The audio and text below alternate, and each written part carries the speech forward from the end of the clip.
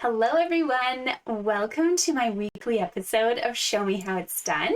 I am your host, Lorna Bonus, and I'm a Canadian demonstrator, so if you need anything or have any questions, please don't hesitate to reach out. So today what I want to show you is a beautiful fun fold card featuring the Cottage Rose bundle. This is part of our main catalog, so the big thick annual catalog. You'll find this Abigail Rose suite. There's paper and ribbon and all sorts of stuff kind of hidden in here, and then this nice Cottage Rose bundle too. But I wanted to show you how to do this fun fold because it's one of the easiest ways for you to make a fun fold without having to waste any extra paper. So before we get into this card, if you'd like to follow along, I'm going to give you all the measurements as we go, but I have also put them in the description on the video. So feel free to just poke into those comments and take a peek. You can cut all your things and then follow along at your own pace later if you would like as well. So as I mentioned, we're using the Cottage Rose stamp set. This is going to be my main feature for my flower, my leaves, and then a sentiment of your choice. I went with best wishes because I needed to use this for a wedding card. But of course, this font is amazing and it's so fun in all of the different combinations that you can use. And if you have the die set, you'll find it's much easier to use these two large dies to cut out your flowers. So I'll show you what colors and inks that I used for those in a minute, but I just wanted to show you the whole set before we start. And the paper is also great. So as you can see, I've chopped my poor package to bits. I've been using it for lots of things, but it's such a subtle selection that it's really easy to add just even a strip of this to a project to kind of bring it to life, and it doesn't take away from anything that you're doing before. So there's always double-sided versions too to this, but it is, when you get it, a full package with 6 sheets of or 6 patterns of double-sided paper and 2 sheets of each. Okay, let's get crafting. So if you'd like to follow along with me, we're going to start with our Blushing Bride cardstock. Okay, so I already chopped mine, but let's just imagine here for a second, you've got a whole strip of Blushing Bride. So what I'm going to do is I'm going to get you to cut a strip of Blushing Bride that is 4 1/4 by 11. So that's just a regular piece of Blushing Bride that you have basically taken a sheet and cut it straight in half. Okay, and this is what we end up with. So right off the edge of one of these pieces, we're going to cut at the 2 3/4 inch mark. So that is what gives us this fun little flap and an extra panel for the front of our card. And then of course you're going to have to score at, right now, what is 2 3/4. If you had left this whole and decided, hey, I'm going to score first, this would be your 5 1/2 inch mark. So I hope that makes sense. This section is 5 1/2 inches, this section totals 5 1/2, and then I just cut it in half so that I have these 2 pieces. So if you're doing this individually, what you would need here is a piece of 8 1/4 by 4 1/4, scored at 2 3/4, and then separately cut yourself 4 1/4 by 2 3/4. So that's another way to do it if I have confused you this way. But I wanted to show you how easy it was to basically use an entire sheet of cardstock and get 2 full cards out of this. Okay, so let's talk about the pieces that you're going to need to decorate here. So we need some crumb cake, of course. We're going to need 1 large piece. This is 4 inches by 5 1/4. That's going on the inside of our card right here. And then a piece of very vanilla to write on. This is going to be 3 3/4 by 5. Before I attach these though, I am going to do some stamping, so that's why I haven't put those into place yet. We'll do that in a second. But if you close your card up here and put this one right next to it, we need a piece of crumb cake for each of those panels. So these are going to measure the same because of course our pink bases are the same. That's my Blushing Bride. So I measured these ones at 2 1/2 by 4, and you'll need 2 of them. So one goes on the front of your card and one goes on your little panel that we're going to be decorating right here. Okay, and then a couple last things that you're going to need is some sort of designer paper, whatever pattern you want to use. That's going on the front panel here. So it's going to be 2 1/4 by 3 3/4, and that will go right here. Okay, so we haven't done any attachments yet because I do want to do a little bit of stamping. Okay, so what I'm going to do is I'm just going to start with the pieces that are on this front panel because I don't need to do any stamping on those, so they can be attached quite simply right now. So I'm just using double-sided tape. That's my adhesive of choice, but if you'd like glue or even the seal, then go ahead and grab those for now. So these two pieces right here, move that out of our way, just turn them both over and put adhesive on the back.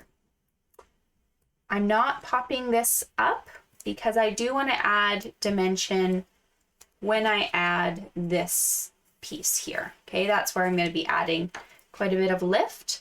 So you don't want two in there. Hi, Shauna. Oh, thank you so much for the compliment. Yes, if you're watching, please say hi. Love to see who's here. Shauna, it's been way too long, so I'm so glad to chat with you. Okay, put these two together. And you're good to attach this now to the front of your card. Okay, so that's this nice little panel that we've made on the side, like so. Now for the inside of my card, I mentioned I wanted to do some stamping, right? So I've got myself a scrap piece of paper. This scribbled blue has nothing to do with what we're crafting with today, but I have my Crumb Cake Ink, and then in the set there's a really cute small flower. I just want to decorate the corner of my card with this. So I'm going to open my crumb cake just like a makeup compact, kind of straight up towards me. Tap, tap, tap, because she's super juicy. And then just right in this bottom right-hand side, you can add your little flower. Okay, so once that's been added, because you'll notice I did come off the edge a bit, you can turn this over and add your adhesive to this piece as well. If you want more flowers or more design, go ahead.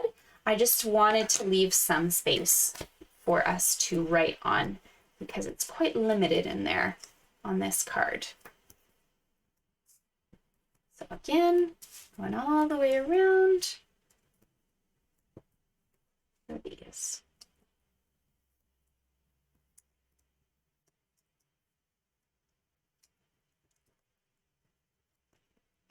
So our crumb cake is the larger piece, so that will be going down first.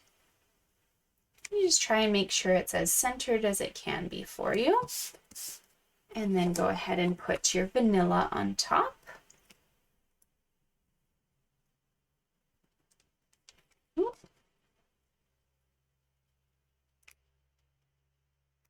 There we go.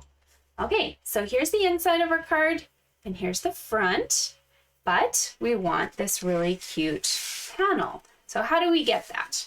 First, we need to do some stamping. And of course, we're going to do that on our scraps because just like we did with the vanilla, we're probably going to make a little bit of a mess. So what I would suggest is start with your sentiment. So I'm still using the Crumb Cake ink because it ties in really nicely with the color scheme I've got. Start with your sentiment and put it up in this top left-hand corner. From there, you can add whatever flowers and embellishment you like, okay? But if you don't leave yourself enough space for the sentiment, you're not going to have enough space to fix it later. You'll have to start the paper over.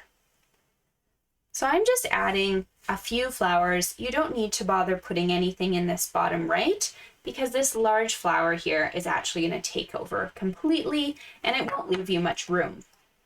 If you've made a mistake in this section and you really don't like how it looks, the other option is always to turn your paper over and to try again. That's why we do our stamping first and then we attach things after that, okay?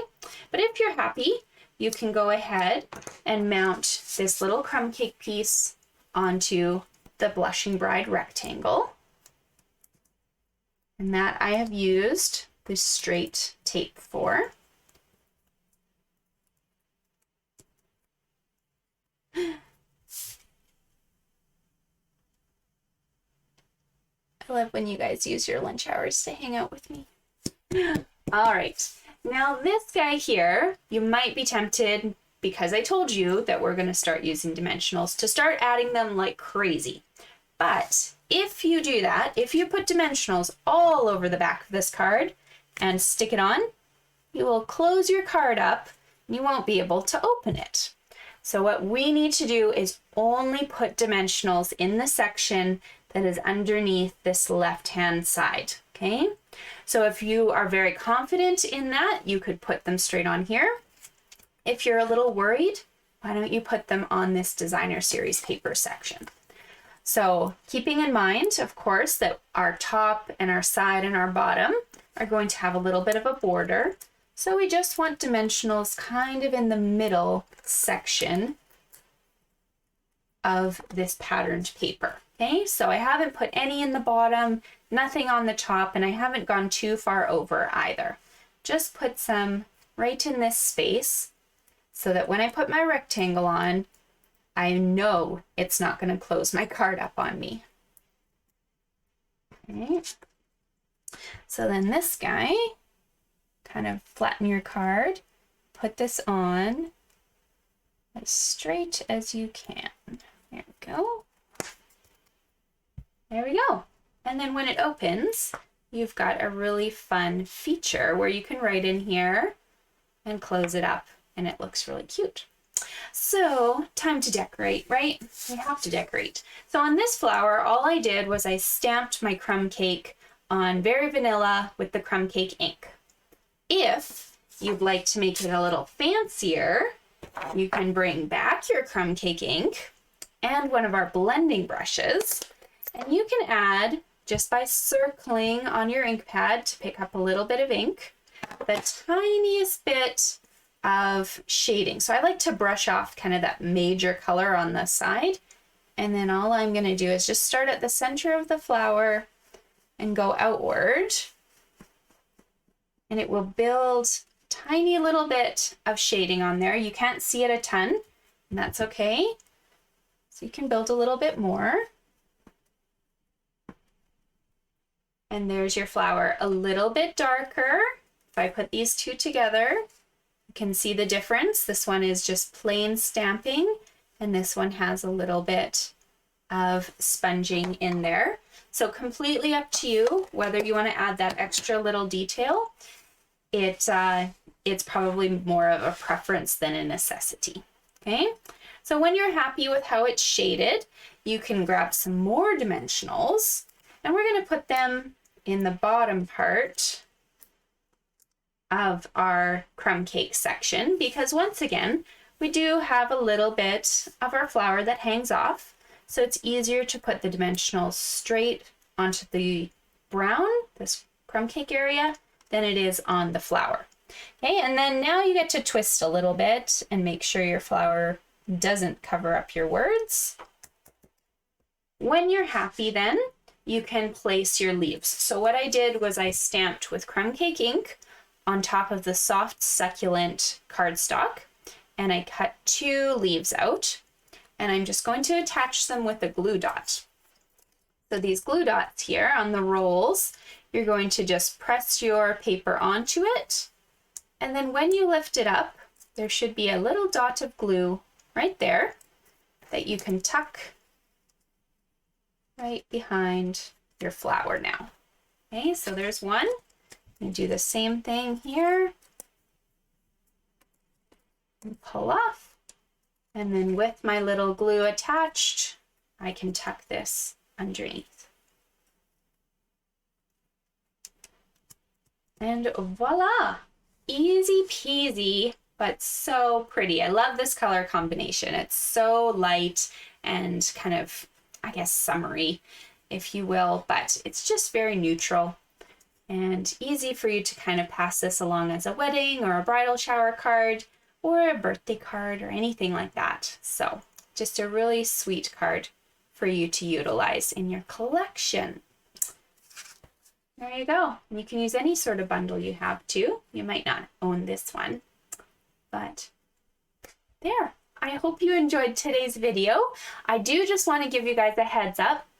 Next week I will not be here. I'm going to be flying to New Orleans for a conference, so I'm not going to be here for a live, but I do still have a card that I want to show you. So all that you're going to need to do is at noon, just pop onto my YouTube channel, and it's already going to be set up for you. It will automatically just be added to the collection, so you can view it at noon on Tuesday. And I just unfortunately won't be able to do a live because I'm going to be flying at our regular scheduled time. And I don't think the pilots would appreciate me trying to stream and do a video on the plane. So I'm going to record a video this week for you because I don't want to miss our sessions. There's way too many good things to show you. And just so you guys know, there's not going to be a live. Just make sure to tune into the channel and check out the recording. All right. I will see you later. And I look forward to seeing your creations if you try this fold as well. Take care, guys.